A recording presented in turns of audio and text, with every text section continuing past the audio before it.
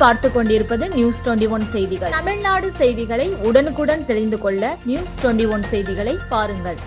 வாக்காளர் பட்டியல் சிறப்பு தீவிர திருத்தம் 2026 காடையாம்பட்டியில் விழிப்புணர்வு பேரணி.